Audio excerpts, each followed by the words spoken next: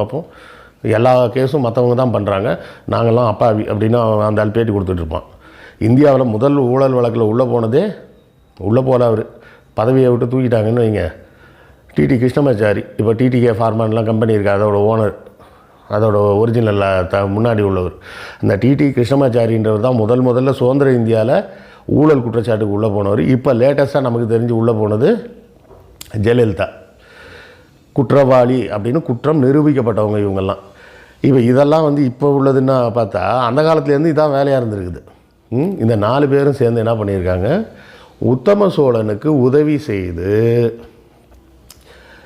ஆதித்த கரிகாலனை கொலை செஞ்சுருக்கிறாங்க.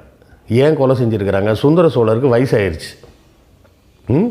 சுந்தர சோழருக்கும் உத்தம சோழருக்குமே கிட்டத்தட்ட 20-25 வயசு டிஃப்ரென்ஸ் இருக்கும். அப்படி இருக்கக்கூடிய வயசு டிஃப்ரென்ஸில் இவன் உத்தம சோழன் ஒரு 20-25 வயசு பையனாகும்போது அவங்க அம்மா அப்பவும் உயிரோடு தான் இருக்குது, செம்பியன் மாதேவி. செம்பியன் மாதேவி ராஜராஜன் காலத்துலேயும் உயிரோடு தான் இருக்குது.